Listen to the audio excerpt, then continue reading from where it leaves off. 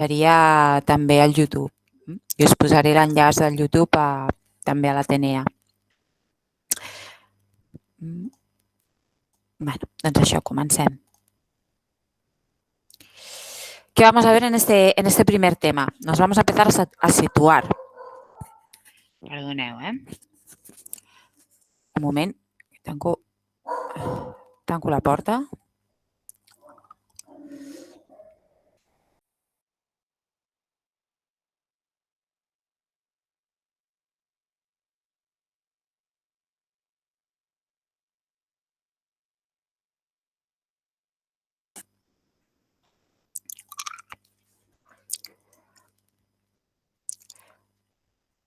Bueno, pues vamos a empezar a situarnos con lo que es un buque.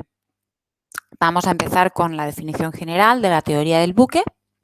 Después vamos a hablar de los planos y líneas de referencia. Vamos a ver las características básicas de las formas del buque, que algunas cosas también las veis en construcción naval.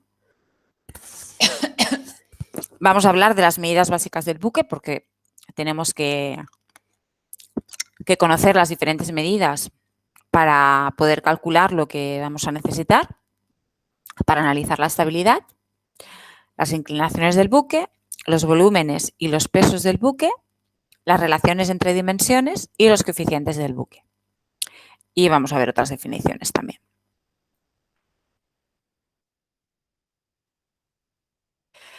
Bueno, ¿qué es un barco? Un barco es una estructura flotante sumergida entre dos fluidos, el agua y el aire. La parte sumergida en agua es lo que denominamos la obra viva y la parte sumergida en aire es lo que denominamos la obra muerta. Es importante que estudiéis la mecánica de fluidos porque es un cuerpo sumergido además entre dos fluidos, que es bastante más complicado que no entre un único fluido. ¿Por qué es más complicado que esté entre dos fluidos que entre un único fluido? Pues por la superficie libre del agua.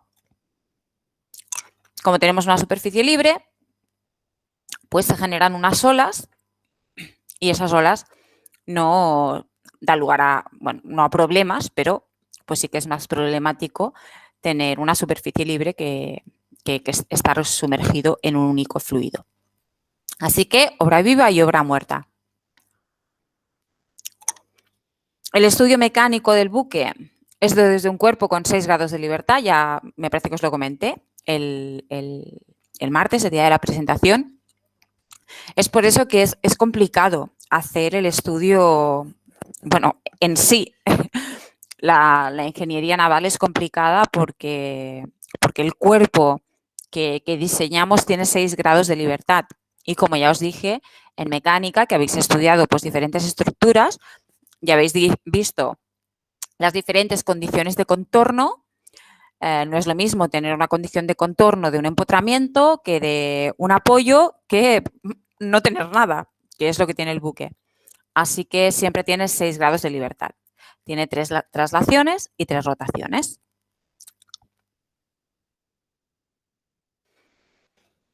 ¿Qué se ha de estudiar de un buque? Y aquí os pongo lo que denominamos la espiral de diseño, ¿vale? El proceso del proyecto de un buque es una espiral porque tiene diferentes etapas, pero cada una de las etapas está relacionada con otra. De manera que no es un proceso lineal, sino que hay que ir, es un proceso, como bien se marca aquí, en espiral. ¿Cómo se empieza? Bueno, pues lo primero de todo es empezamos con los requerimientos. ¿Qué buque queremos? ¿Qué tipo de buque? ¿Queremos un buque de recreo, un yate? ¿Queremos un velero? ¿Queremos un crucero? ¿Un portacontenedores? ¿Un petrolero? Hay muchos tipos de buque y dentro de esos diferentes tipos de buque, pues evidentemente los diferencian las dimensiones. Así que las dimensiones, también es importante saber la autonomía. Esto es lo que decimos los requerimientos. Es el primer paso de la definición de un proyecto de un buque. Definir qué buque queremos. Una vez que definimos qué buque queremos, pues lo normal, lo más normal, lo más común es una vez que defines el tipo de buque, vamos a suponer que hemos elegido un portacontenedores, pues vamos a definir, en el caso de los portacontenedores, no se define la eslora, perdonad.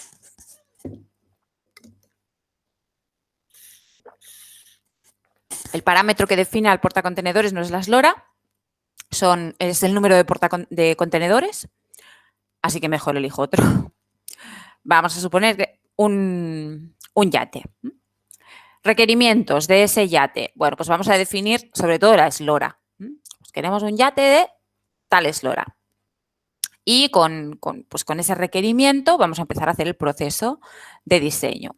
Lo primero que se hace es sacar las dimensiones principales. Lo normal, esto lo veréis en la asignatura de proyectos 2, pero el proceso es, pues se coge una base de datos de buques parecidos.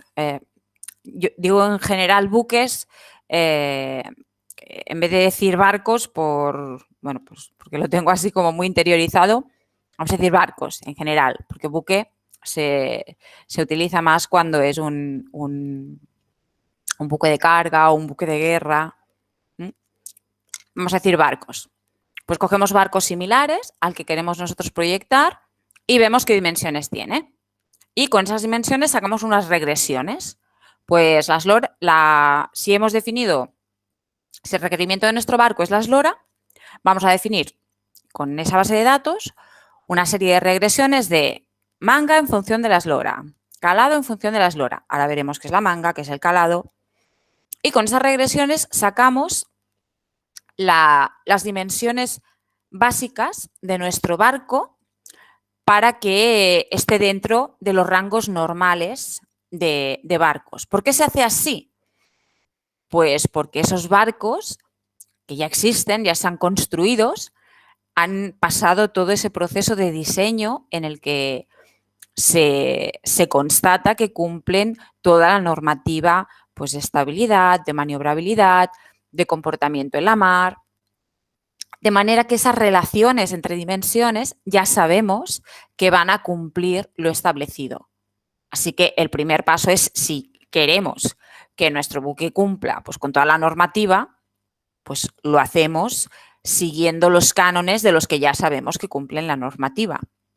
Si queremos innovar y inventarnos unas dimensiones así a ojo de buen cubero, pues seguramente después miraremos si cumple en estabilidad y no cumplirá, o a lo mejor no cumple en maniobrabilidad. Y de esta manera, si utilizamos una base de datos, pues nos aseguramos que va a cumplir. Una vez que tenemos estas dimensiones, se genera la geometría del casco con un programa de diseño, ya sea Katia, ya sea Rhino. Se puede hacer con MaxSurf directamente. Ya os dije que MaxSurf tiene una aplicación que es Quick Start y puedes elegir diferentes tipos de barcos y le das las dimensiones principales y te dibuja un casco. Bueno, pues después se mira la disposición, cómo se distribuyen todos los refuerzos del barco, cómo se van a distribuir pues, los diferentes tanques. ¿Y qué ocurre? Pues cuando defines los diferentes tanques tienes que saber qué volumen de tanques necesitas, que esto lo veréis en la asignatura de proyectos 1, que es el curso que viene. ¿Y cómo defines el volumen de los tanques? Bueno, pues tienes que haber elegido el motor. O sea, te tienes que haber ido aquí. Y para elegir el motor tienes que haber pasado por resistencia. Una vez que tienes el motor y sabes la autonomía, pues ya sabes qué volúmenes de tanques necesitas, ya te puedes volver aquí. Además, tienes que haber hecho la estructura, todos los refuerzos del barco, todo el forro, las paredes, que para nosotros las paredes van a ser los mamparos. Ahora seguiré con toda la nomenclatura. Defines la estructura y entonces a su vez defines la disposición. También los pesos. Una vez que tienes la estructura, pues sabes lo que te pesa la estructura del barco. Una vez que sabes qué motor has elegido, sabes ese peso del motor y lo colocas a ver cómo te quedan los pesos del barco. Con los pesos puedes calcular la estabilidad. Si la estabilidad no te cumple, pues vuelves otra vez a redistribuir pesos a ver si con eso te cumple la estabilidad. El comportamiento en la mar es un proceso que es cíclico, no lineal, porque cada una de las partes de esta espiral pues están interconectadas.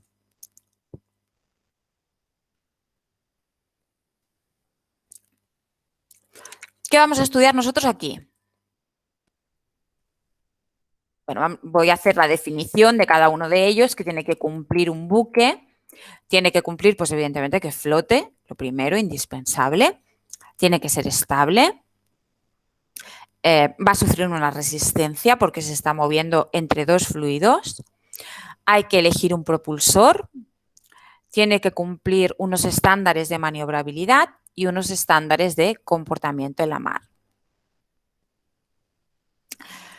Flotabilidad. ¿Por qué flota un buque? Ya lo veremos en el siguiente tema, pero por el principio de Arquímedes. El principio de Arquímedes, el teorema de Arquímedes, nos dice que el empuje, cuando tenemos un cuerpo sumergido en agua, ese cuerpo está desplazando un volumen de agua. Donde antes había agua, ahora está la obra viva del buque. La obra viva es lo que está sumergido en agua. Pues el empuje es la fuerza que siente el agua, que le hace el agua al buque.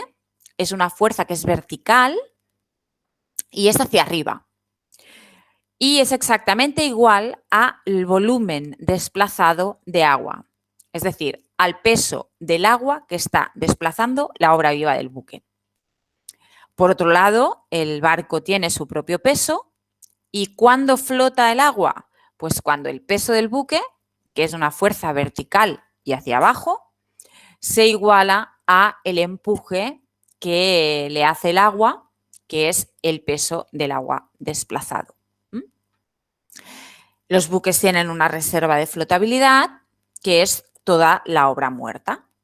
Y esta reserva de flotabilidad tiene que cumplir unos estándares, pues por lo que pueda pasar, pues por cuando hay olas o cuando se produce una escora.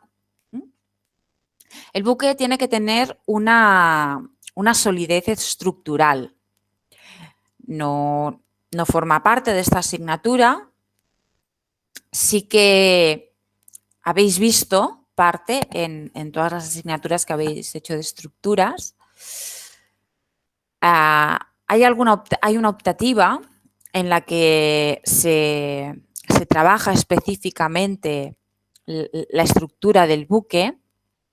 El buque es, ya hemos dicho que tiene 6 grados de libertad.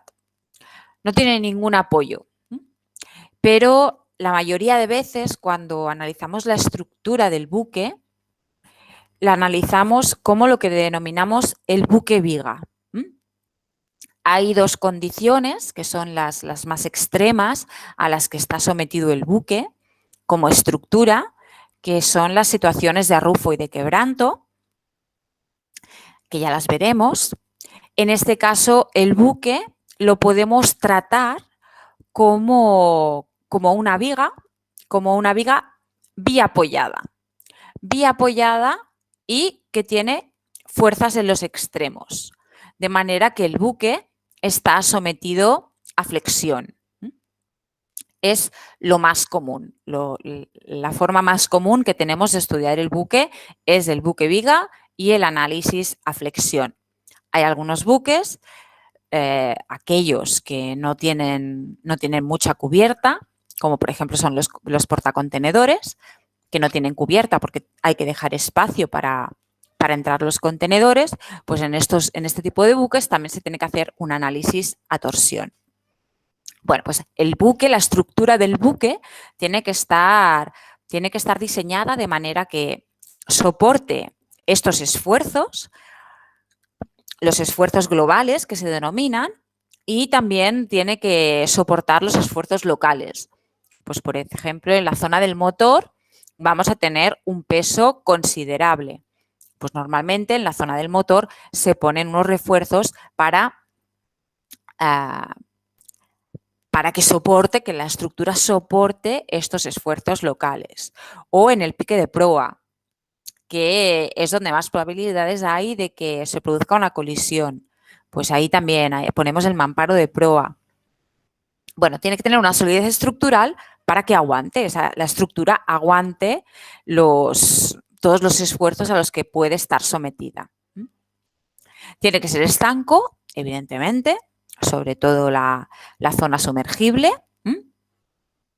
Hay toda una normativa en la que se regulan los posibles focos de entrada y evidentemente está normalizado, es la norma la que dice dónde tiene que estar la primera entrada de agua, que esto pues ya lo veremos.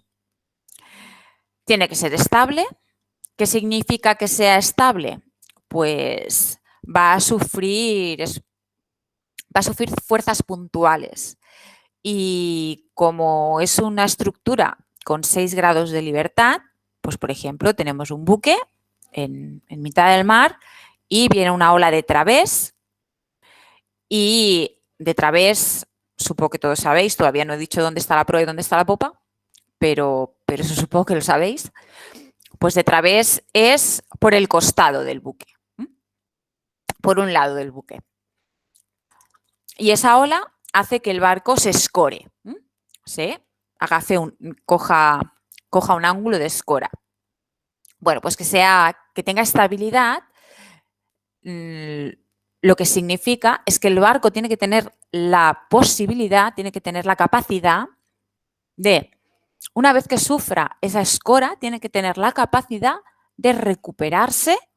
No sé si me estáis viendo porque como comparto pantalla, tiene que tener la capacidad de recuperarse. Esto como lo veremos más tarde, porque creo que me veis muy pequeñita.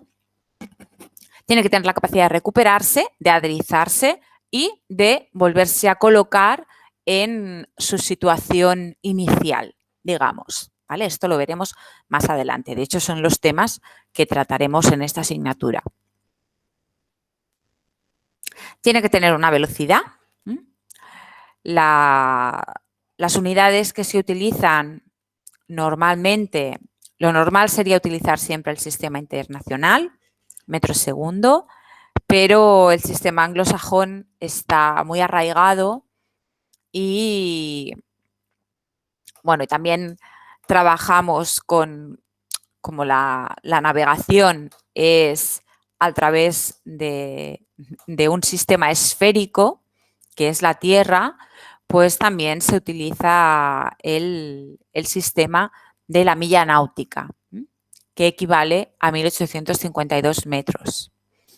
Esto corresponde bastante aproximadamente a 1 minuto de grado de circunferencia máxima del globo terráqueo. La velocidad del buque depende de la resistencia del avance y de la potencia que tenga la máquina propulsora. La resistencia depende de las formas del barco y la estabilidad también va ligada a las formas. De manera que si queremos cambiar las formas para minimizar la resistencia, hemos de comprobar que ese cambio en las formas va a seguir cumpliendo con la normativa de estabilidad marcada. Bueno, y aquí os pongo que por eso es una espiral, porque todas las etapas al final acaban influyendo en el resto de etapas. ¿A qué velocidad? Esto lo veréis en la asignatura de propulsores. ¿A qué velocidad se marca? La velocidad normalmente es algo que viene marcado como requerimiento. Pues se quiere que tenga una velocidad de crucero de tanto. Y en función de la resistencia y de la velocidad de crucero que se desea, pues se elige el propulsor. Y normalmente se elige el propulsor para que trabaje alrededor del 75% de la potencia máxima. ¿Por qué? Aquí tenéis una imagen de el consumo de combustible, no sé de qué motor MAN es, mira, este de aquí. Es un motor MAN, este, que tenéis aquí. Y aquí tenéis diferentes curvas. Los gases de exhaustación, ¿vale? La temperatura de los gases a la temperatura que salen y en azul, que es lo que más nos interesa, el consumo específico. Esto es el consumo específico de combustible. Vemos en esta curva que tenemos un mínimo justo entre el 70 y el 75, más o menos. Pues vamos a diseñar el barco para que navegue justo en este punto, para que el motor siempre vaya al 70-75%, para que el consumo de combustible sea el mínimo. Pensar que los barcos es un modo de transporte y forma parte de un negocio. Así que lo que siempre se busca es el mínimo coste. ¿Cómo te aseguras hacer el mínimo coste de combustible? Bueno, pues que el consumo, que el punto en el que estés navegando sea el punto en el que el consumo siempre sea mínimo. Si aumentas potencia, el consumo te va a aumentar. Por tanto, te va a aumentar el precio al que te va a salir ese viaje. Otra cosa importante en los buques es la maniobrabilidad. Está bastante ligada a las dimensiones y además, evidentemente, está bastante ligada al timón. El timón es el que marca la maniobrabilidad del buque y hay diferentes análisis de maniobrabilidad. Uno de ellos es el espacio para hacer una circunvolución. Y depende, pues evidentemente, de las dimensiones del barco, de la potencia, de la distribución de pesos, también depende. Y sobre todo del timón. Y en el caso de que no lleve timón, que ahora son muy comunes los pods, que son unas hélices que pueden rotar 365 grados, de manera que ya es el propio timón, pues evidentemente depende de esa potencia y de las características del pod. Otras necesidades que hay, otras cosas que hay que cumplir es que el barco sea habitable. En el barco van a ir personas siempre. Si es un buque de carga, va a ir la tripulación. Además, esa tripulación, si es un buque de carga que hace grandes recorridos, la tripulación se va a pasar mucho tiempo en el barco sin pisar tierra. Así que tiene que ser un sitio confortable. Hay que hacerlo habitable, tanto en condiciones de confort físico como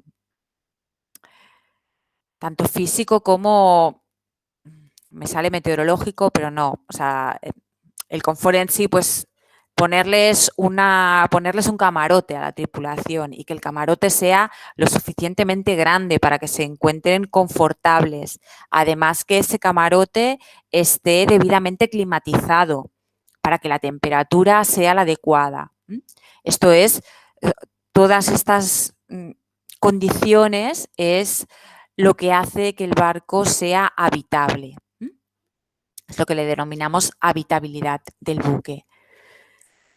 La economía es importante, como ya os he dicho, es un negocio, un buque, tanto si es de carga como si es de pasajeros, así que lo que se busca es siempre ganar el máximo. Por eso es importante que el consumo de combustible, que es uno de los grandes gastos del buque, pues sea el mínimo posible. También es importante cumplir los plazos de llegar a tiempo o cómo se estiva la carga. Estivar la carga es ordenarla dentro del barco. Hay que ordenarla, hay que ordenarla bien para que cuando el barco llegue a puerto y tenga que cargar y descargar, esa carga y descarga sea lo más rápida posible. ¿Por qué? Porque cada día que está en puerto se pagan unas tasas y digamos que es tiempo que se pierde. Es importante la autonomía. La autonomía normalmente también se marca en los requerimientos del buque. ¿Qué marca la autonomía? Pues las navieras normalmente cuando encargan un barco o una persona en particular que quiere un yate, lo quiere para algo concreto. Pues si es una naviera, quiere un barco para hacer Barcelona-Mallorca. Bueno, pues ¿qué autonomía tiene que tener? Pues como mínimo Barcelona-Mallorca, está claro. Si la naviera quiere un barco para hacer viajes transatlánticos, bueno, pues ¿qué autonomía tiene que tener? La necesaria para poder hacer ese viaje transatlántico. Si es un yate con el que el propietario quiere también ir a las Baleares, pues la autonomía, pues la necesaria para ir a las Baleares. Eso depende para lo que se quiera. Y la autonomía es la distancia que se puede recorrer sin necesidad de repostar combustible. Antiguamente era bastante, también marcaba bastante la autonomía de agua dulce. Ahora ya no, porque tenemos diferentes métodos para poder transformar agua salada en agua dulce y es algo que no tan limitante.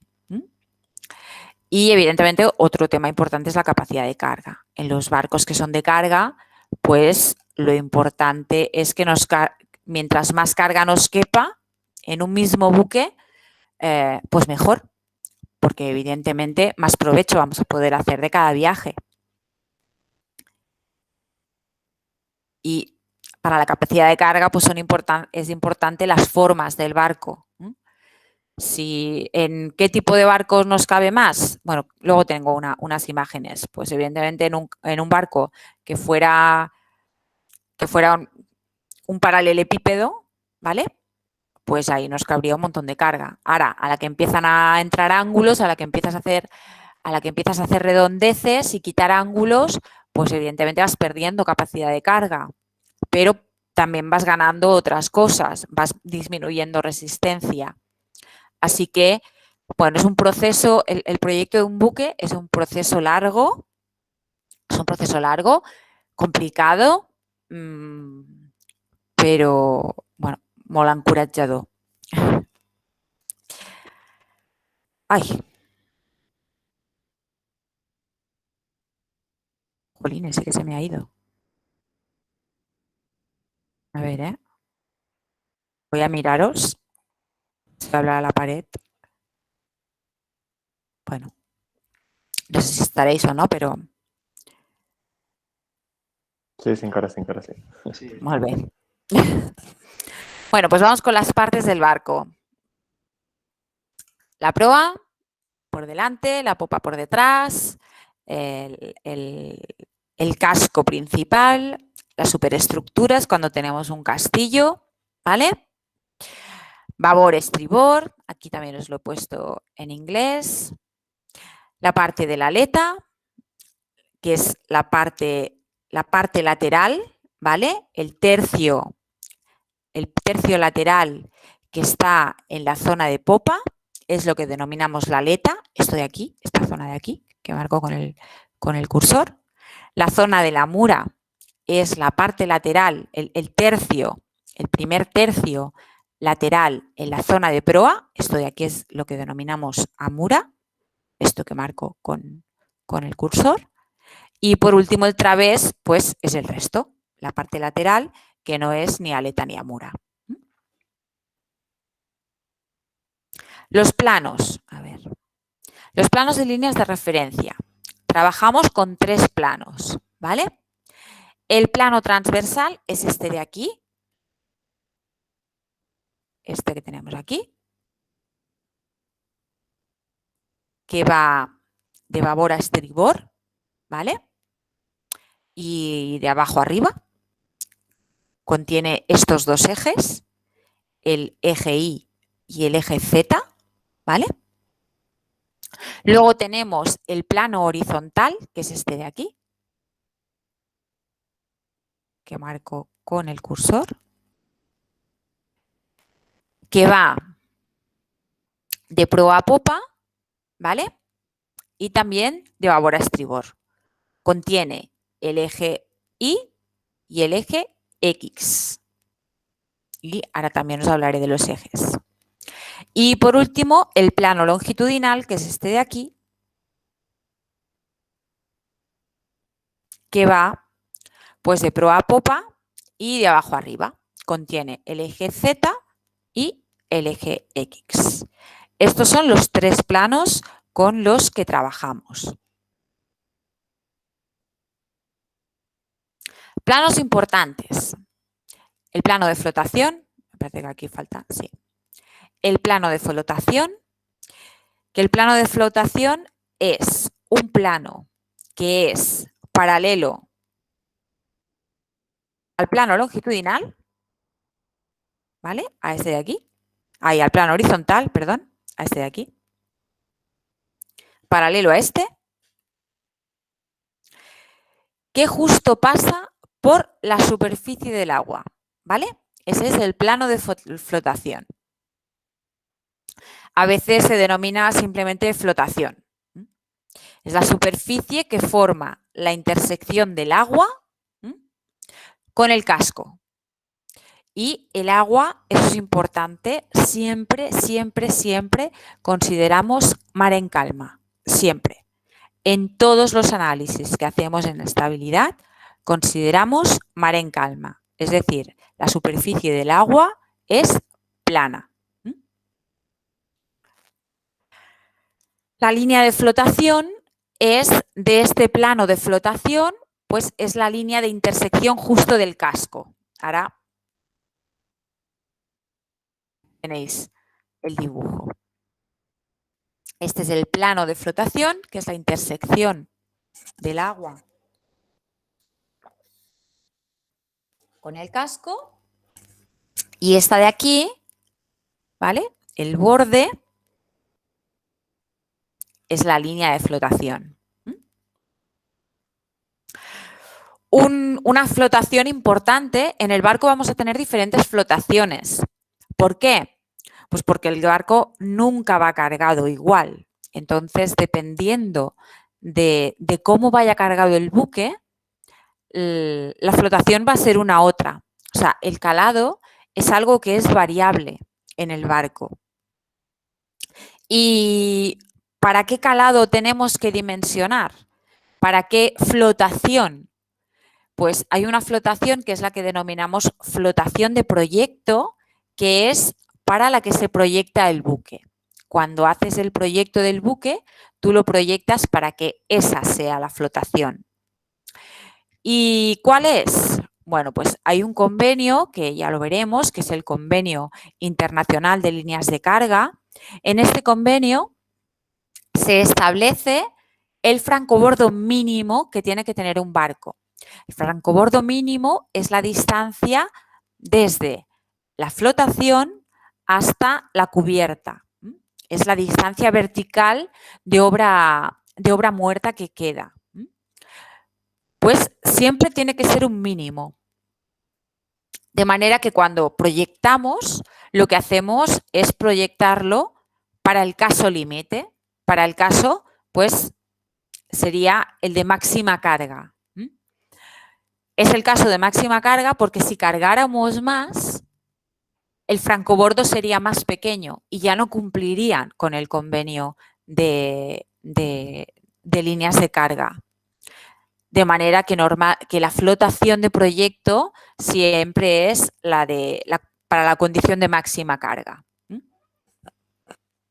Si proyectamos por encima de esta flotación de máxima carga, vamos a tener un problema porque no lo vamos a poder cargar tanto o no vamos a cumplir la norma.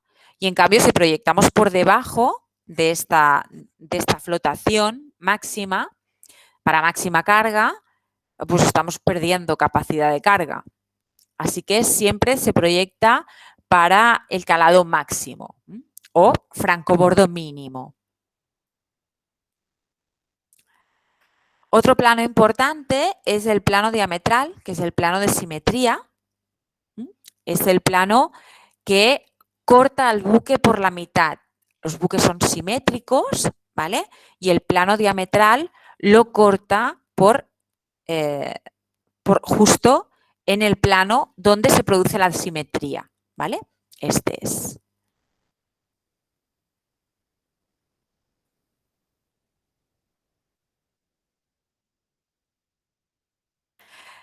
La intersección entre el plano de flotación, que es este de aquí, y el plano diametral, que sería este de aquí en medio, ¿vale? Aquí en medio y en vertical tendríamos el plano diametral. Bueno, pues esa intersección es lo que denominamos la flotación, así a secas, que es lo que tenéis dibujado aquí.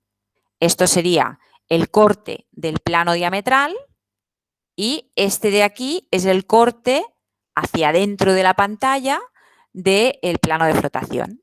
Y son los dos planos que definen la flotación del barco. Las perpendiculares, ¿vale? Que son importantes. Tenemos la perpendicular de proa, que es esta de aquí, que tenéis dibujada. ¿Cómo se marca? Pues una vez determinada la flotación de proyecto, el siguiente paso es determinar la perpendicular de proa.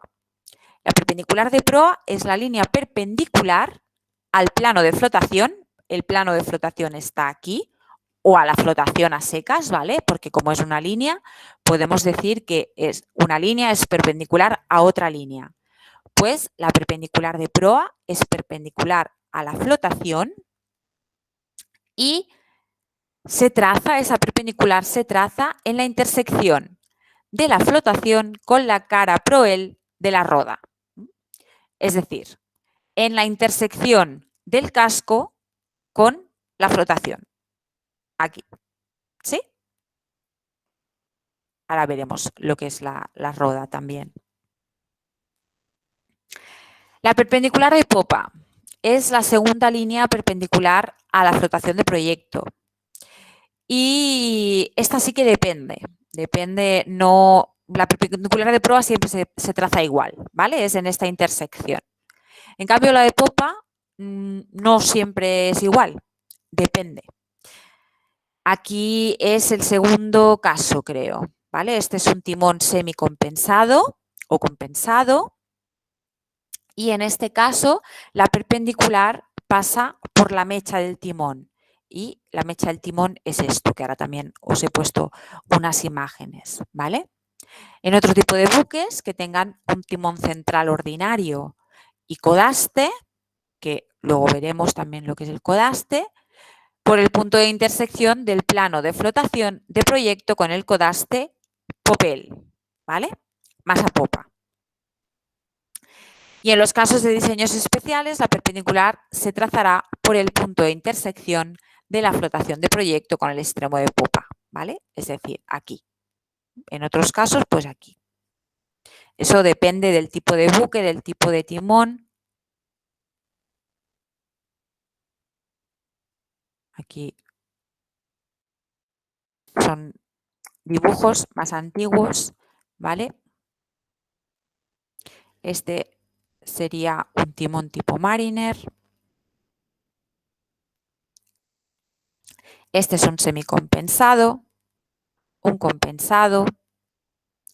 Este sería uno ordinario. Compensado significa que, si os fijáis, la diferencia entre este y este es que esa es la mecha del timón, ¿vale? La línea, esta, es la que irá unida al servo, que el servo es lo que hace girar el timón. Pues la mecha del timón es el eje alrededor del cual el timón gira.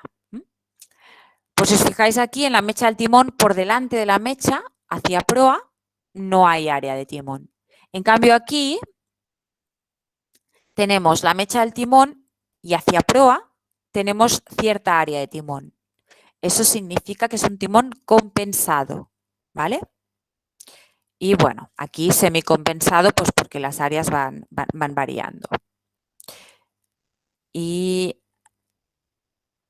aquí son imágenes reales, bueno, la imagen real de un ánodo en el timón. No se ven muy bien, la verdad. Las he puesto demasiado pequeñas. Este claramente es este de aquí. Este de aquí. ¿Vale? ¿Veis? Que no tiene nada de soporte por abajo. O sea, está completamente colgado.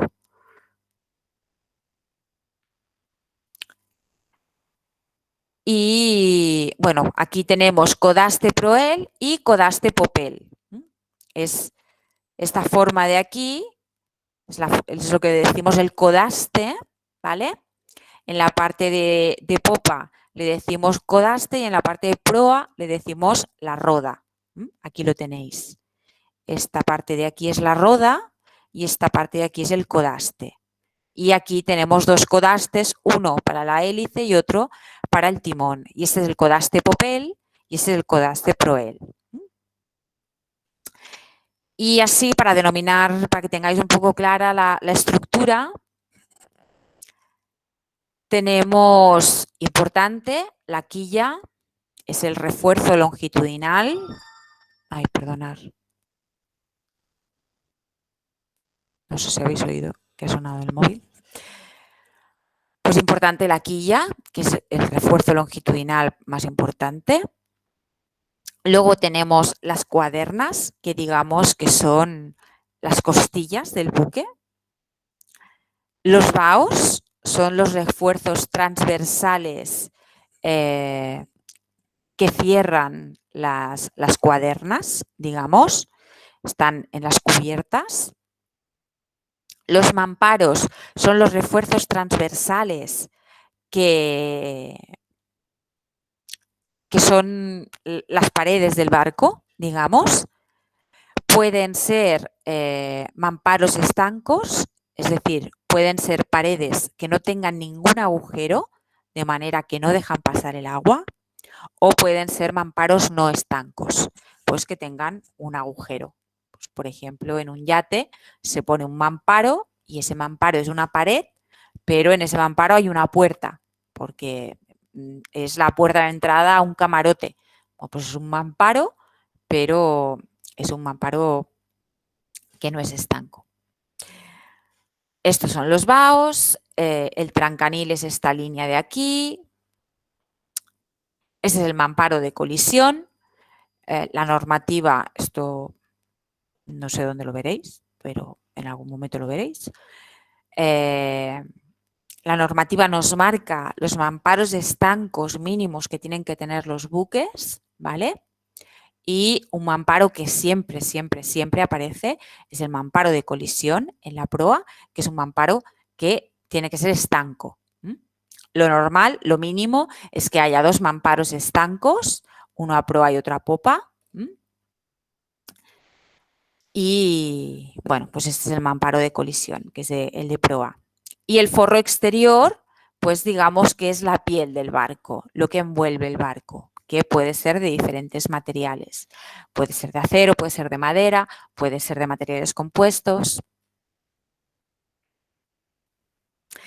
Y la perpendicular media, ya hemos visto lo que es la perpendicular de proa y la perpendicular de popa. Y la perpendicular media es la que equidista de la perpendicular de popa y de la de proa, es decir, la que está en medio de las dos. Otra parte importante es la sección media, es la sección transversal del buque, es una sección transversal del buque, esta de aquí, es paralela al plano transversal, perpendicular a la flotación de proyecto y al plano diametral. Y es la que equidista de las dos perpendiculares, de la de proa y de la de popa, y se representa mediante este signo. Normalmente a la sección media se le denomina cuaderna maestra, aunque no tiene por qué ser así. La cuaderna maestra es la sección, ¿vale? La sección transversal que más aguanta, la más resistente del buque. Normalmente coincide con la sección media, pero no tiene por qué coincidir. Así que es un error decir cuaderna maestra a la sección media. Normalmente coincide, pero puede ser que no coincida. Los buques que tienen la sección media hacia proa y hacia popa, es decir, esta sección, pues si hago una rebanada justo aquí, mirar el cursor, voy a tener la misma sección. Y si hago una rebanada aquí, voy a tener la misma sección. ¿Qué significa? Pues que tengo la misma sección en una determinada eslora del barco. Eso es porque el barco tiene lo que se denomina cuerpo cilíndrico o cuerpo central. En este caso, a la parte de proa se le denomina cuerpo de proa y a la parte de popa, pues cuerpo de popa.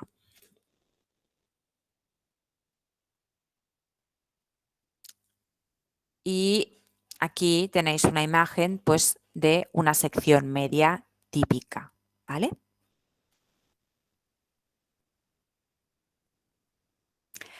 La línea de crujía y central del buque. La línea central del buque se define como la intersección del plano diametral con la sección media, ¿vale? El plano diametral, esta es la sección media, ¿sí? Y el plano diametral sería este de aquí, el que está entrando en la pantalla. Bueno, pues la intersección entre estos dos planos es esta línea de aquí, que es la línea central del buque, ¿sí? Y se denomina con esta C y esta L, que es bastante difícil ponerlas porque ninguna simbología ni de Word ni de ningún programa las incluye. Normalmente al plano diametral, a la intersección entre el plano diametral y el plano de flotación es lo que se denomina la línea de crujía.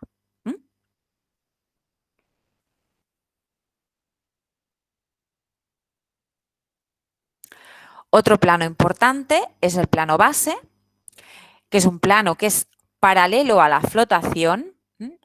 En este dibujo que tenéis aquí, la embarcación, el casco, tiene un trimado de diseño que se denomina, que hablaremos de ello en diapositivas que vienen ahora.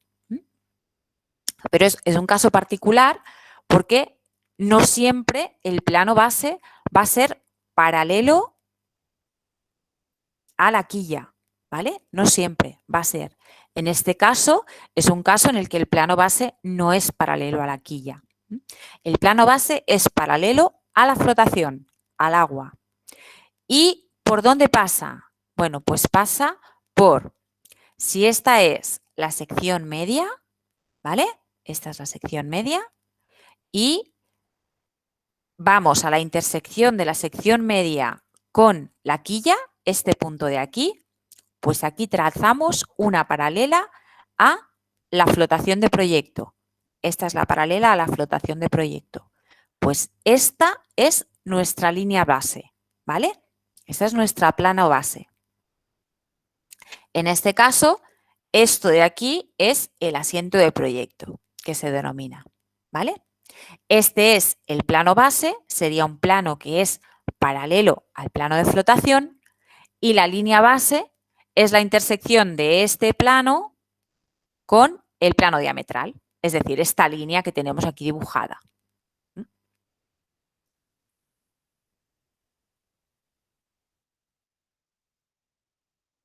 Ahora, planos de referencia.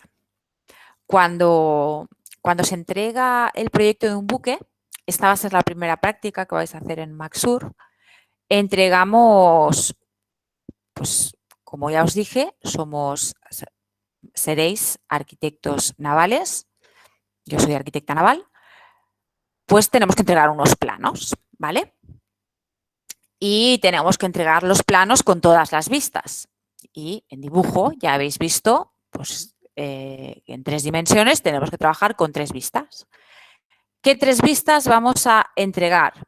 Vamos a entregar planos horizontales, vamos a entregar líneas de agua. Necesitamos entregar pues, el plano con las diferentes líneas de agua, que las líneas de agua son las líneas que en la intersección de diferentes flotaciones con el casco forman las líneas de agua. Esta es la flotación de proyecto. Y ya hemos visto que la línea de agua era el contorno del casco de ese plano, ¿vale? Y lo tenemos aquí dibujado. Este de aquí. Pues ¿qué vamos a entregar? Vamos a entregar diferentes líneas de agua a diferentes flotaciones, empezando por el plano base hasta vamos a sobrepasar la flotación de proyecto. ¿Por qué? Pues porque evidentemente el barco se tiene que construir entero. No solo vamos a construir hasta la flotación. Y estos planos son necesarios para hacer la construcción del barco. Normalmente, o sea, lo normal es hacer 6 líneas de flotación, ¿sí? Desde el plano base hasta la flotación de proyecto. La flotación de proyecto es la línea de agua 6. Y a partir de la flotación de proyecto hacemos unas cuantas más. Pues 7, 8 o 3 más.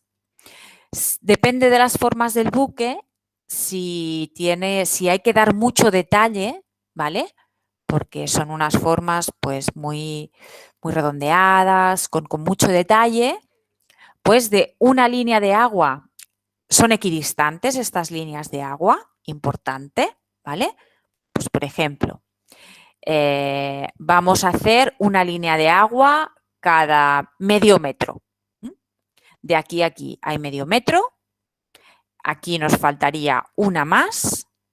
De aquí a aquí medio metro, medio metro, medio metro, así hasta llegar al final. ¿Que queremos dar un detalle muy explícito de esta parte de aquí? Bueno, pues damos una línea de agua a la mitad. Entre la línea de agua 0 y la 1 damos una línea de agua a un medio. O incluso si queremos dar más detalle todavía, podemos dar líneas de agua a un cuarto.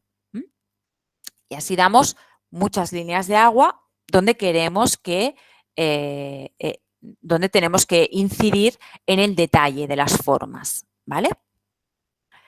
Bueno, pues estas son las líneas de agua.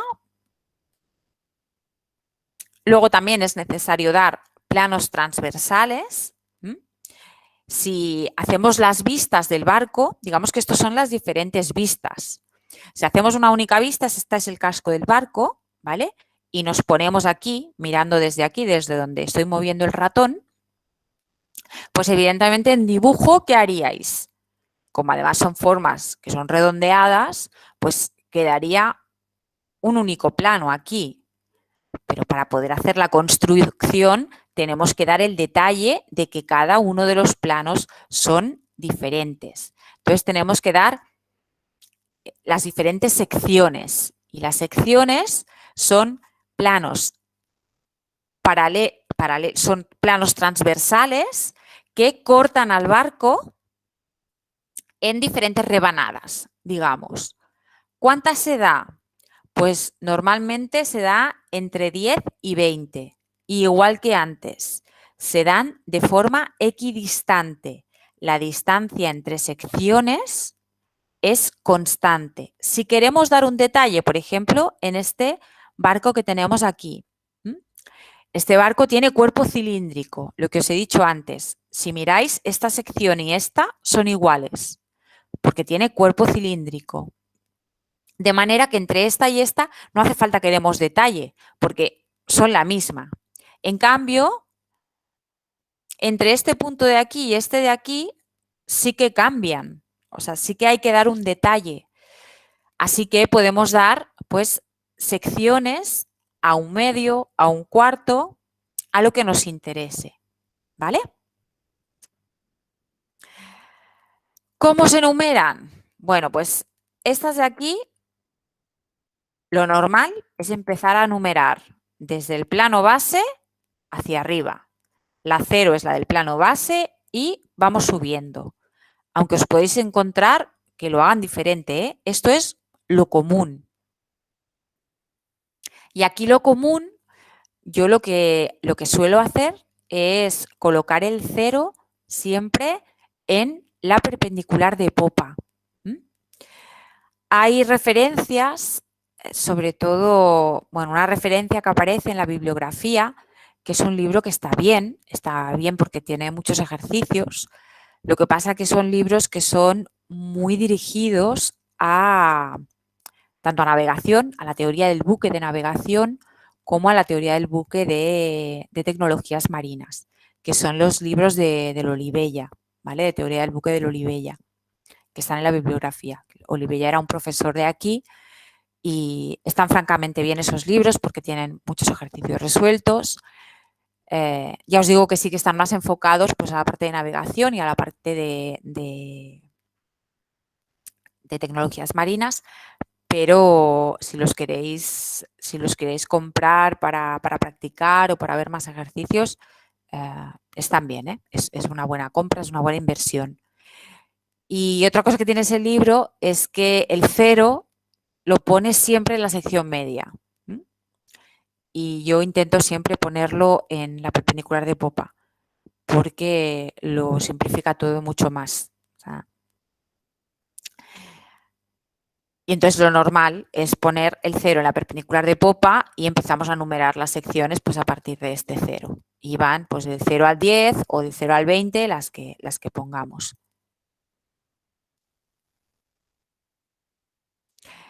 Y sí.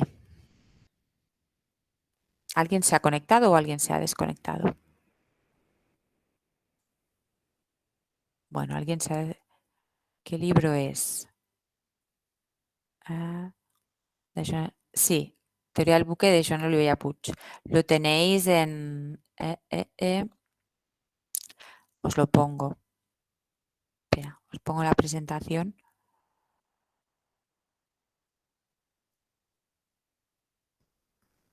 Creo que aquí está, ¿eh? La presentación igualmente... Ah, no. En la ficha de la asignatura. Ya lo tengo que tener. Ah, pues no. En la referencia lo tenéis, ¿eh? De la ficha. A ver, guía de Usen. Ah, vaya. Bueno.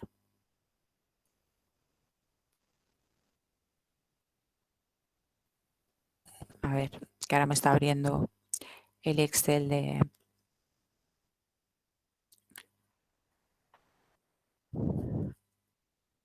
Hay varios libros, ¿eh? No solo es uno.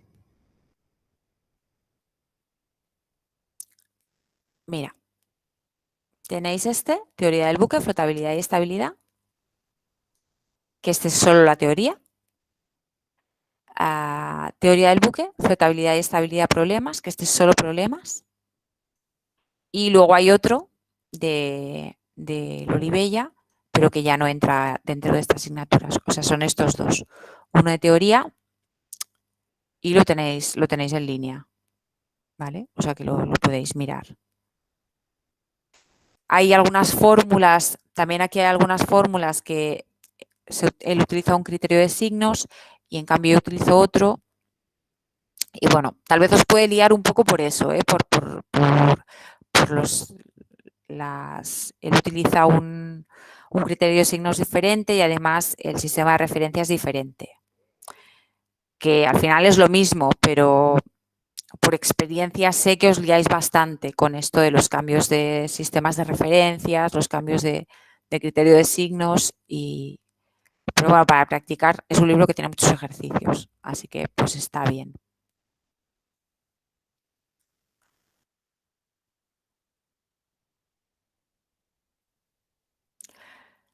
Bueno, pues las secciones longitudinales también tenemos que dar las diferentes vistas longitudinales.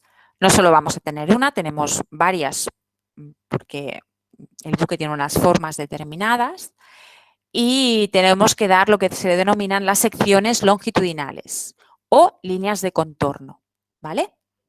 Que son, pues, planos que son transversales. Hacemos planos paralelos al plano longitudinal, perdón, planos paralelos al plano longitudinal y en los diferentes cortes con el casco, esos contornos es lo que nos definen las líneas de contornos y lo que son las secciones longitudinales. Damos solo la mitad del buque, porque no tiene sentido darlo entero porque es simétrico, y lo normal es dar pues unas 4, pero nos podemos encontrar que se den más. Y todas estas secciones se ponen en lo que denominamos el plano de formas, ¿vale? Que es la representación gráfica a escala, siguiendo las reglas de la geometría descriptiva, pues del alzado, que el alzado son las líneas de contorno, la planta, que son las líneas de agua, y el perfil, que son las secciones transversales. Aunque también las secciones transversales se les puede denominar las cuadernas. Antes os he dicho que las cuadernas son los refuerzos transversales del barco. Evidentemente, no tienen por qué coincidir las cuadernas de refuerzo con las secciones transversales, pero comúnmente se denominan cuadernas a las secciones transversales. Y se ordenan de esta manera. Como veis aquí, tenéis estas líneas, línea de agua, línea base, línea de agua 1, línea de agua 0,75, línea de agua 0,50, línea de agua 0,25, flotación de proyecto, línea de agua 0,25, 0,50, 0,75, ¿sí? Y estas son las diferentes secciones. Mira, aquí, si veis, yo os he dicho, normalmente yo empiezo en la perpendicular de popa al 0. Pues en cambio aquí, a las secciones transversales, que son estas de aquí, estas líneas que tenéis aquí, y veis que coinciden, ¿vale? El alzado y la planta, veis que coinciden las secciones, las cuadernas, y aquí el 0 empieza aquí. Y el 20 acaba en la perpendicular de popa. Y aquí tenemos pues las diferentes líneas de agua, ¿vale? Línea de agua 100, que es esta horizontal que tenéis aquí, es lo que se proyecta aquí. Línea de agua 0,75, ¿veis todas? Y igual aquí tenemos las secciones transversales. Estas 20 líneas que tenemos aquí, ¿vale? Son los 20 cortes que hacemos en todo el casco y es la proyección que hacemos aquí.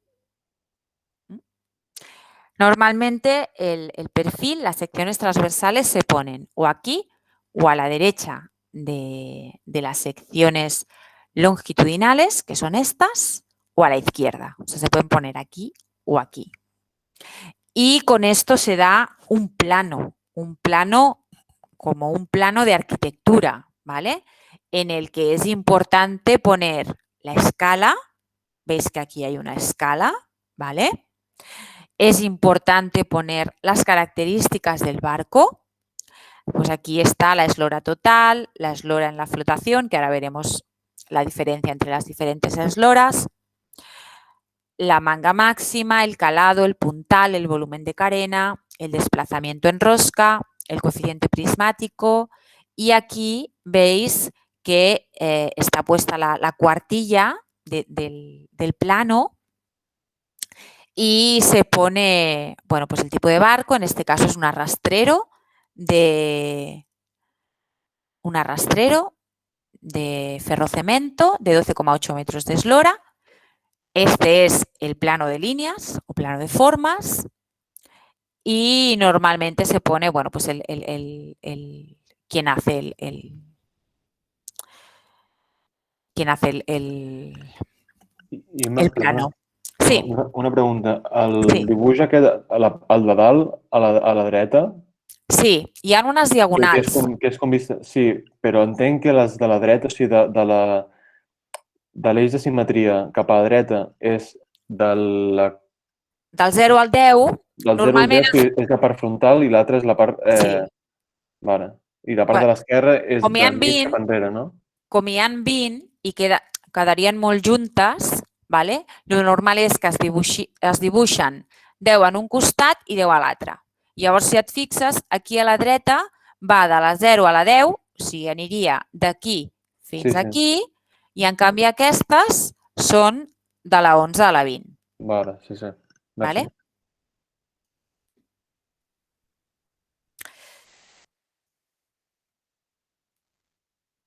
Bueno, aquí os explico cómo se colocan, que ya os lo he dicho, ¿vale? El plano longitudinal situado sobre la horizontal con la proa a la derecha, el plano transversal ubicado en medio del longitudinal, aunque también se puede representar a la derecha o a la izquierda, este aquí o aquí, y los planos estarán relativamente situados entre sí de tal manera que coincidan con los diferentes planos, o sea que tiene que coincidir, ¿vale? Todas las vistas, que eso pues ya lo debéis saber de dibujo. La superficie de trazado. ¿Qué es la superficie de trazado? Bueno, pues es diferente en función del material con el que se construye el casco del barco. Si es un casco de acero, la superficie está determinado por los lados o cantos interiores de las chapas del forro, ¿vale? Recordad que el forro es como la piel del casco, lo que envolvía las costillas, lo que envuelve el esqueleto del barco. Pues si es de acero, la superficie de trazado está por dentro del acero y el acero se considera como un apéndice. En cambio, si el barco es de madera o de materiales compuestos, de fibra de vidrio o de otros materiales, se considera la superficie de trazado, es lo que estamos dibujando, ¿vale? La superficie de trazado es lo que estamos dibujando. Lo que hemos dibujado aquí es la superficie de trazado. Así que si es de acero, aquí estamos dibujando por dentro del acero. Luego, cuando se dimensione el espesor del acero, será a estas dimensiones que dibujamos aquí, se le añade el espesor de acero. En cambio, si es de madera o es de materiales compuestos, lo que estamos dibujando aquí es por fuera del material, ya. Así que cuando calculemos el espesor del forro, será a partir de estas dimensiones hacia adentro, ¿vale? Y esto es lo que denominamos la superficie de trazado. La cartilla de trazado es una tabla ordenada con los valores de las semimangas que se obtienen con la nube de puntos de intersección entre cada línea de agua y cada sección con la carena del buque. O sea, sería estas líneas de aquí, pero puestas cada uno de los puntos de intersección puesto con valores, ¿vale? Pues evidentemente para poder utilizar esto y poder pues hacer moldes o hacer el barco en sí. ¿Sí?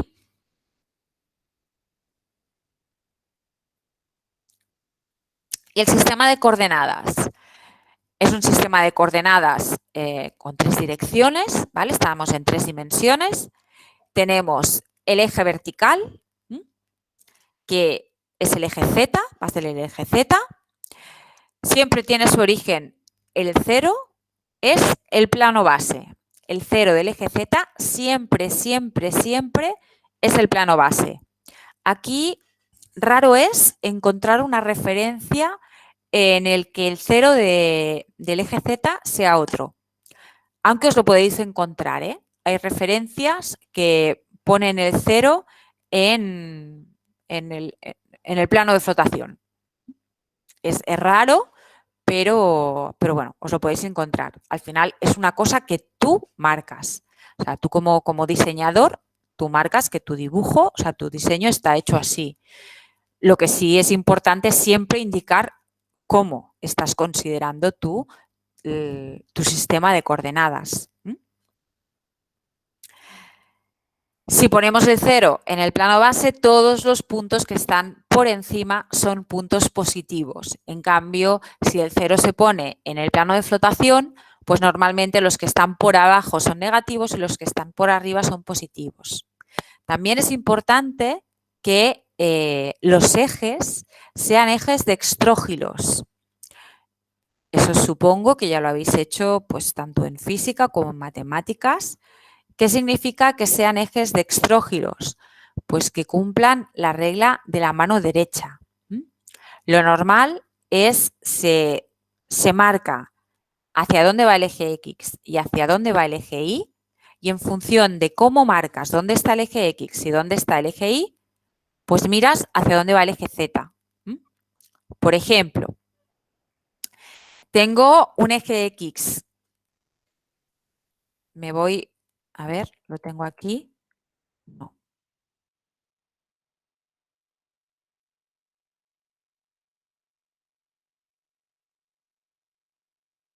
Voy aquí, ¿vale?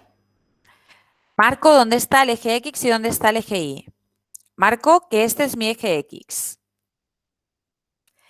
Y mi eje Y lo voy a marcar aquí, ¿vale? Este de aquí, hacia babor, ¿sí? Pues ¿hacia dónde va a ir mi Z?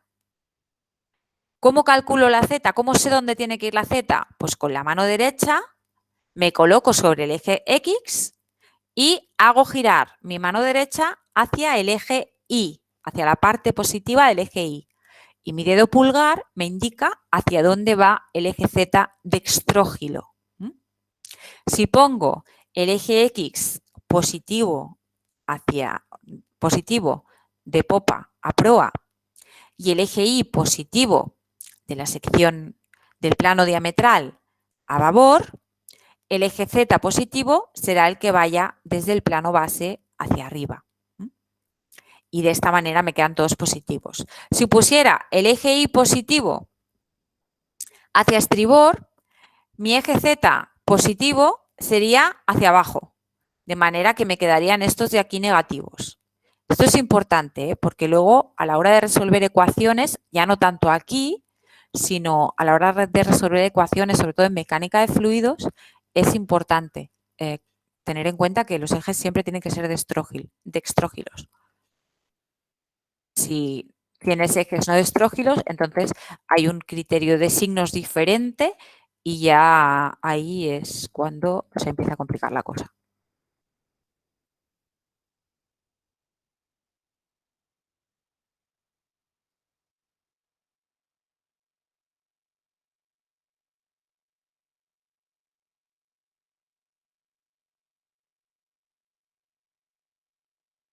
Así que el eje Z vertical es el eje vertical. Mira, perdonad, voy a copiar la imagen. Creo que tengo alguna otra. ¿Veis aquí? Por ejemplo, en este de aquí, el eje X es este, pero en cambio denomina al Y este de aquí. ¿Sí? Al vertical. Y el eje Z positivo viene hacia aquí, hacia estribor, no hacia babor. ¿Por qué? Porque si sigo la regla de la mano derecha, me pongo sobre el eje X y me voy hacia el Y con mi mano derecha y el dedo gordo me indica hacia dónde va el Z positivo. Pero lo normal es el Z ponerlo el vertical, ¿eh? Eso ya, pues cada uno.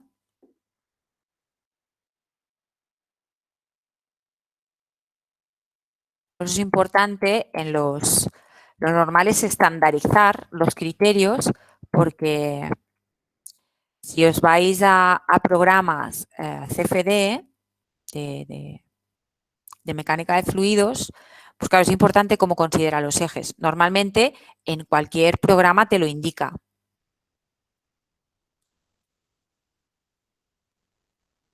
Para que sepas básicamente pues qué te está dando. Lo pongo así, así. Tengo los planos y los ejes.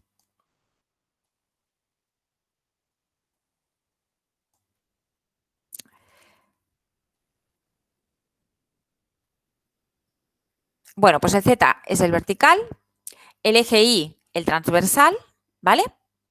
Este de aquí que tenemos. Y el criterio de signos es positivo hacia babor y negativo hacia estribor. Y el eje longitudinal es el X, que el 0, o sea, el eje Y, el 0 siempre está en el plano diametral, ¿sí? En el de simetría. El eje Z siempre tiene el 0, o sea, lo más normal, siempre tiene el 0 en el plano base. Y el eje X puede tener el 0 en la perpendicular de popa, que es lo que normalmente hago yo, o puede tener el 0 en la sección media. Y lo normal también es siempre que sea positivo hacia proa y negativo hacia popa, aunque pues os podéis encontrar casuísticas muy diferentes. Yo lo normal siempre intento hacerlo que el 0, 0 está aquí, en la perpendicular de popa, en el plano base, en el plano diametral y en la perpendicular de popa, en la línea base y en la línea media, ¿vale? En el plano diametral. Y positivo hacia proa, positivo hacia babor y positivo hacia arriba. Si en algún caso lo pongo diferente, pues lo indico.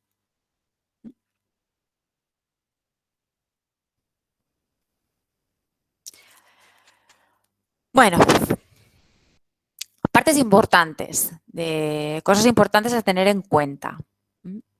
La superficie de deriva. ¿Qué es la superficie de deriva? Bueno, pues la superficie de deriva es la correspondiente a una determinada flotación. Para cada flotación tenemos una superficie de deriva y es el área de toda la obra viva proyectada sobre el plano diametral. ¿Vale? O sea, sería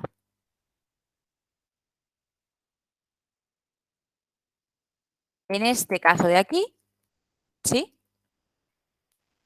Para esta flotación,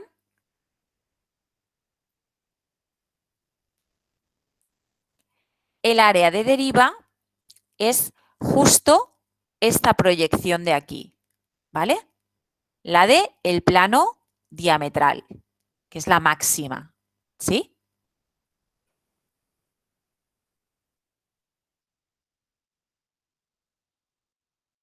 Es la proyección del área transversal del buque en el plano diametral. ¿Por qué le denominamos superficie de deriva? Bueno, la deriva es el movimiento que padece el buque en el eje Y, ¿vale? Tiene tres traslaciones y 3 rotaciones y a la traslación en el eje Y se le denomina deriva o abatimiento. Es un movimiento transversal. Los buques, ¿para qué están pensados? Para únicamente moverse en la dirección longitudinal.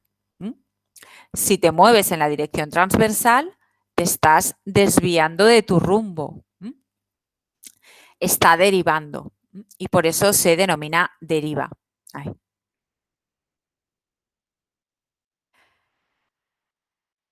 Y luego tenemos la superficie expuesta al viento, que es la obra muerta, ¿vale? O también se denomina superficie bélica. aunque no haya velas. En este caso es la proyección del área lateral del buque en el plano diametral. ¿Sí? Es la proyección en el plano diametral del buque. En este caso sería todo esto de aquí. Esto es la flotación, pues sería esta área de aquí. Toda. Contando también con el buque de rescate, con todas las diferentes, con el castillo, con el helicóptero, todo lo que está expuesto al viento, ¿vale? Esta es la superficie bélica. Sí. Una pregunta, pues la superficie de deriva también la podríamos considerar como la obra viva, ¿no? Igual. Sí, es la obra viva, pero la superficie de deriva es el área, ¿vale? Sería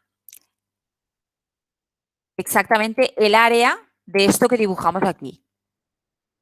A ver, uno que se vea, este que es más sencillo.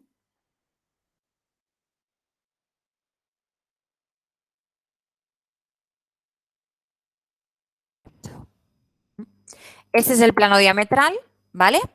Y vamos a imaginarnos que aquí tenemos la flotación, ¿vale? Aquí tenemos una flotación.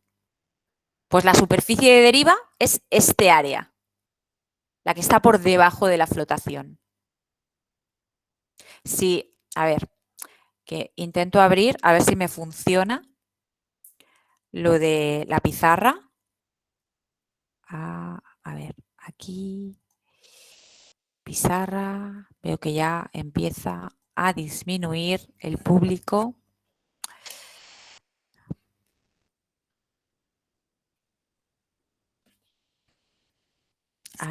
Sí, envía.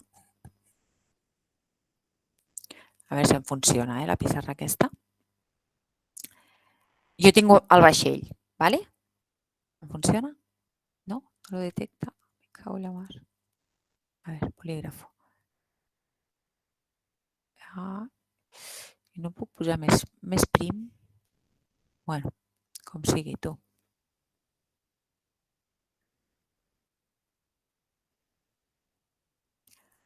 Tinc el casc, eh?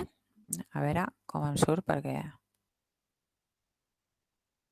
tinc aquest casc, ¿vale? I aquí tinc la flotació.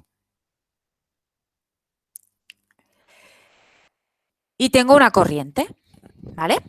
Tengo una corriente que en este caso es este vector. Esta corriente va a ser una fuerza que está actuando en esta superficie. Pues evidentemente es una fuerza repartida, ¿vale? La voy a tener en todas partes.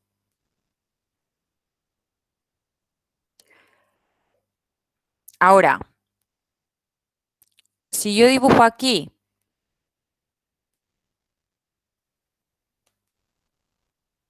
si yo hago esta vista, ¿cómo va a afectar esta fuerza al casco? Pues esta fuerza la puedo descomponer en dos componentes. Una que va a ser paralela al eje Y, ¿sí?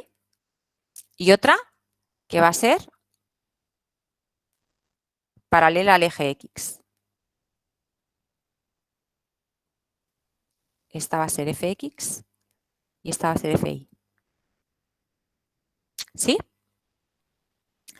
Esta Fx, que viene de la corriente, ¿vale? Del agua, ¿en qué se va a convertir? Se va a convertir en una resistencia al avance. Se va a oponer, el barco se está moviendo en esta dirección. Se va a convertir en una resistencia al avance. Y esto de aquí, esta fuerza de aquí, ¿en qué se va a convertir? Bueno, pues va a impactar contra esta área, contra el área que es perpendicular a esta fuerza. ¿Y cuál es el área que es perpendicular a esta fuerza? Pues es la proyección de la obra viva en el plano diametral. Esta área de aquí.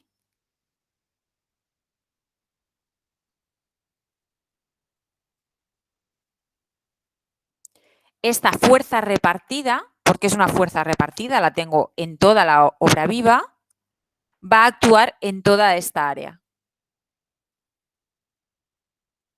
Y es lo que me va a hacer derivar. Por eso me interesa la superficie de deriva. En el caso de la superficie bélica es exactamente lo mismo, pero en vez de tener aquí las fuerzas de las corrientes, tengo la fuerza del viento. Imaginaros que tengo un viento, también con un ángulo. Pues es exactamente lo mismo. Ese viento con un ángulo, yo lo puedo descomponer, esa fuerza del viento, la puedo descomponer en una componente que se opone al avance del barco y otra componente que lo que va a hacer va a ser hacerlo derivar. Y por eso me interesa la superficie bélica. Contra más viento de través sea, este sería, si solo tiene componente I, es un viento totalmente de través. Pues en los vientos de través, ¿qué voy a tener? Pues lo que va a ocurrir es que se me va a ejercer, la superficie bélica es importante porque influye mucho en la estabilidad. Ya veremos que uno de los criterios que nos marca la ISO, ¿vale? Bueno, el BOE, en el BOE, si lo miráis, hay uno de los criterios que es criterio de viento, que te dice qué presión de viento tienes que considerar, te lo da en forma de presión, por eso es importante saber el área para conocer la fuerza y para conocer el momento que te va a generar ese viento. ¿Sí? ¿Ha quedado claro lo que es la superficie de deriva y la superficie bélica? O sea, es el área, la proyección del área del casco en el plano diametral, que es el plano que parte al barco por la mitad. Vale, sí, gracias. ¿Sí?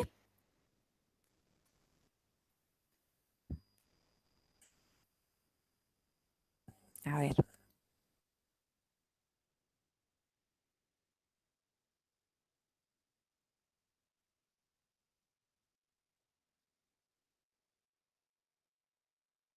Bueno, las características básicas de las formas del barco, ¿vale?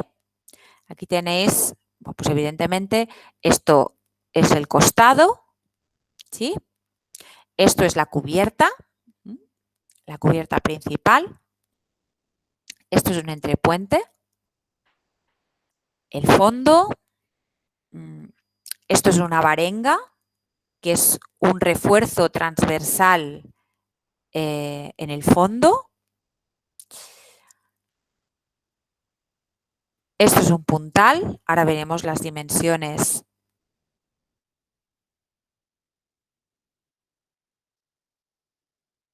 Esto sería la cuaderna. En la sección transversal, ¿qué tipos de formas nos podemos encontrar? Bueno, pues en los barcos de carga, como os he dicho antes, la manera de maximizar la carga que podemos meter, y más si son cargas modulares, como en este caso es un portacontenedores, pues lo mejor es que sean lo más parecidas a un paralelepípedo. Veis que aquí este barco tiene una forma que es prácticamente un rectángulo. Es la manera de maximizar que nos quepan el máximo de contenedores posibles. Ahora, evidentemente estos barcos no son hidrodinámicos, no son muy hidrodinámicos, no puedes alcanzar unas grandes velocidades. Para trabajar la hidrodinámica hay que empezar a redondear formas, sobre todo en la parte del fondo. Luego también tenemos formas en la parte de la cubierta que lo que hacen es, en este caso, estas formas de aquí, forma en abanico o flare, lo que hacen es impedir el embarque de agua en cubierta. Y otras formas que ya no son nada comunes son estas formas de aquí, ¿vale? Que se denominan tumble home, que son que la curvatura es hacia adentro. Y bueno, pues ya no son muy comunes. Sí que antiguamente se hacían así, pero estas ya no son tan comunes. Luego en la parte de proa, aquí tenéis diferentes imágenes de las formas de la proa, ¿vale? La proa en abanico, normalmente se hace así también pues para evitar el embarque de agua en cubierta. Cuando tiene estas formas se dicen que la proa es lanzada, ¿vale? O sea que tiene un cierto ángulo con la vertical más hacia proa. Esto es proa lanzada, pero tiene un bulbo. Esto es en forma más de cuchara, pues una proa recta. Y ahora también se están haciendo proas invertidas. Veis que aquí este barco que os pongo aquí tiene esta parte de aquí que sería pues una forma entre trawler, cuchara y lanzada, ¿vale? Así un mix. Y luego la tiene invertida. ¿Para qué se hace esta proa invertida? Pues se hace para mejorar el comportamiento en la mar en olas, ¿vale?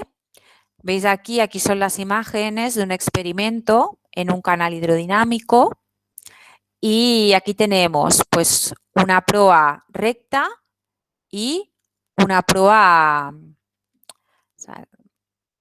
invertida. Y veis que aquí la ola, hay olas, y aquí entra de forma mucho más suave y no se produce esta rotura de ola.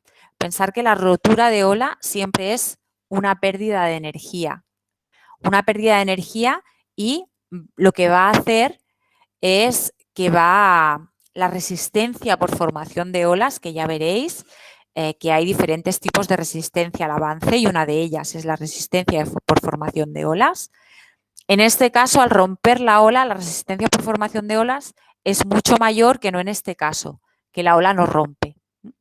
Y por eso se hacen estas pruebas invertidas.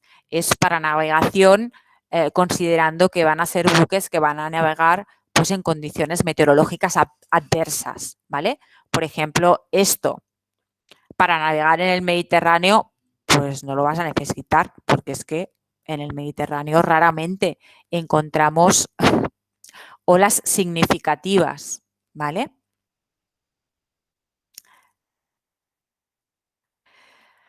Luego también las formas de la cubierta. En la cubierta normalmente tenemos formas tanto en la dirección transversal, que tenéis aquí este dibujo, que es cuando tenemos esta curvatura, ¿vale? Es lo que denominamos brusca. Esta curvatura se pone para evitar el embarque de agua en cubierta. Si embarca agua en cubierta, pues evidentemente vuelve a salir fuera con esta forma. Y en el sentido longitudinal se denomina arrufo. La forma, la curvatura, se denomina arrufo, que no hay que confundir este arrufo con la navegación en arrufo, que ya os he dicho que existen dos formas de navegación, dos formas extremas de navegación. De hecho, estas dos formas de navegación son las que más problemas producen, ¿vale? Navegar en arrufo o navegar en quebranto. Navegar en arrufo es cuando la longitud de ola, que es la distancia entre dos crestas consecutivas de la ola, coincide con la eslora del buque, ¿sí? Y tenemos dos crestas en las dos perpendiculares, en la de proa y en la de popa. Y en la sección media tenemos una depresión de la ola. En este caso, tendríamos al buque viga, lo tendríamos sometido a flexión, ¿sí? Y en el caso de quebranto, también lo que tenemos es en la perpendicular de popa y en la perpendicular de proa, tenemos los dos senos de la ola. La longitud de ola coincide con la eslora del buque y tenemos dos senos en la perpendicular de popa y en la de proa y tenemos una cresta en la sección media. En este caso, el barco también está sometido a flexión, es el caso más extremo de flexión, por eso siempre hacemos el análisis de buque-viga. En este caso, la flexión sería así, ¿vale? No sé si veis mis manos, pero en un caso es cóncava y en otro es convexa, ¿vale?